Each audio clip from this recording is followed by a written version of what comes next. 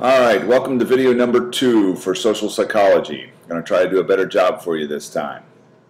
We are now looking at social influence, and the question to ask is, how do we influence each other? How are we affected by pressures to conform and obey and by group interaction? And hopefully we'll answer that here in the next few minutes. So the greatest contribution of social psychology is its study of attitudes, beliefs, decisions, and actions, and the way they are molded by social influence. Make a big long story short, we all influence one another, and it's obvious to see that the term social media today exists because we are constantly in need of each other. We're constantly trying to find one another, and the technology, in the last 10 years has jumped to the point where we can pretty much always be around each other in spirit, even though we're not around one another in actual physical presence. Love this little cartoon that goes with this first slide. It's a trip. It's funny how everybody is trying to always individualize themselves, but at the same time we're all doing the same things to make ourselves different from the herd. So doesn't that make us just the same? Anyway, moving on. Alright, so conformity and obedience. Behavior is contagious. Molded by one, followed by another, we follow behavior of others to conform.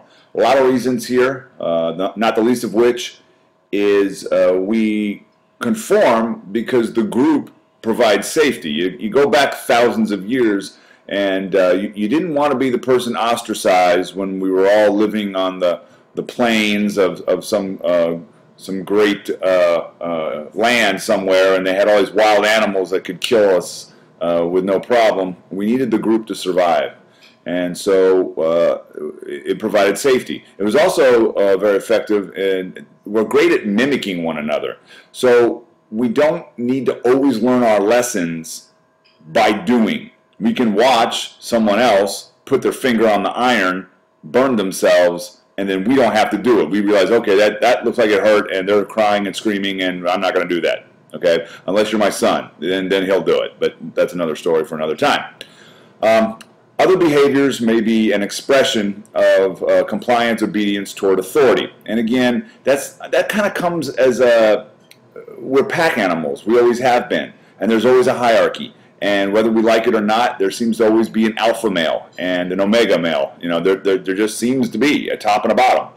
And when you have that leader, they're going to set the social standard as to what they want.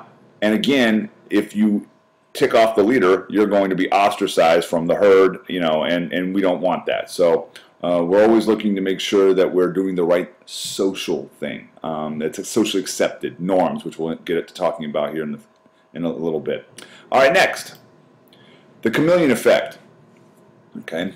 We tend to, they came up with this in late 90s, this study, and it's all about conformity. And what they found was we tend to subconsciously, we're not even aware of it, sort of do things that other people are doing to make ourselves relate to them. Empathy, I can understand you better because I'm doing what you're doing.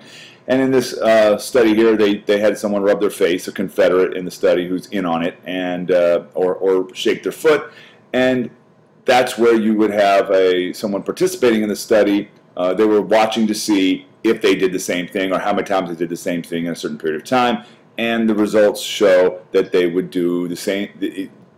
Being in the same room and wanting to sort of have some kind of connection with the other human being in there, people would rub their face or shake their foot if the other person was doing it. So and we all do it. We also have a tendency to either stand the same way someone else is standing. If you're sitting down, some people cross their legs. You may cross your leg. If someone leans in to talk to you, you may lean in to show them that you're interested in what they're saying. It's all a way to provide that social support, that empathy. All right, group pressure and conformity. Here we have a real fascinating study done by Solomon Asch, and this is the beginning of it. I think the next slide goes into it as well. Suggestibility is a subtle type of conformity, adjusting our behavior or thinking towards some group standard. And the basis here is, here you have this line, And several times you would start off, if you were in the study, and you'd be shown this line and then these comparison lines, what to compare it to, and everything would be fine, and everybody in the room, there'd be, you know, eight or nine people in the room, and everybody would say, oh, the standard line is, you know, the same as number 2. The standard line is the same as number 2. And this would go on for a couple of rounds. Then eventually they would switch the whole study around, and they would start having people say, oh, the standard line, no, number 1 is the one that's the same as the standard line. Number 1 is. And they were curious how much that would affect people to change their opinions, even though they knew that their site was telling them that the number 2 line is the same length as the standard line. Would they defy their own eyes, their own vision, and go along with the group? And lo and behold, what they found was about 1/3 of the group would do that. So it's kind of an interesting thing. There would be about 1/3 of the people that it's more important to go along with the group than to buy into their own visions. Now, take a look at this guy in this picture. It cracks me up. You can see he's freaking out right now. I mean, all these other guys are all calm. They're all just acting like, yeah, that short little line's the same as the strong or the long standard line. And he's looking at it like, you got to be kidding me. And so it's kind of comical, but I don't know what this guy said or didn't say. But the big point is 1/3 of the people went with the group. All right. Now, what are some conditions that would strengthen conformity? Well, here's 7 of them. If you're made to feel incompetent or insecure, so you don't really understand a topic, so everyone's going along, it's some complex thing, maybe you sit down in a meeting and you don't really understand it, and everybody says, you know, well, we want to start a fundraiser or something, and you're new to the group, and you're just like, yeah, okay, that sounds like a good idea. You wouldn't immediately jump in because you're insecure, you're new, or you're incompetent, you don't understand maybe a business as well as everybody else. 2, the group has at least 3 people. You need to have at least 3 people because you got to have a 2 to 1. You got to have at least a majority outweighing the minority. You can't have equal numbers. As you start to get into equal numbers, it starts to pan itself out again, and you start to be willing. You're willing to resist.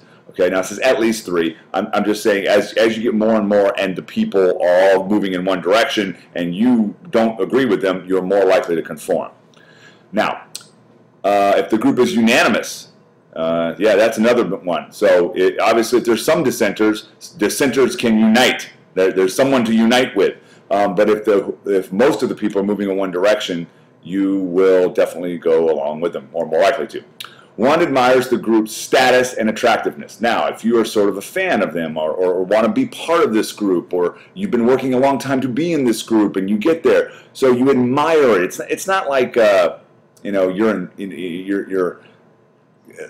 in awe of them. It's more like something. It's a status thing. And if you see some higher status, and somebody says, let's go this direction for our our business model, you might go right along with it because you admire them.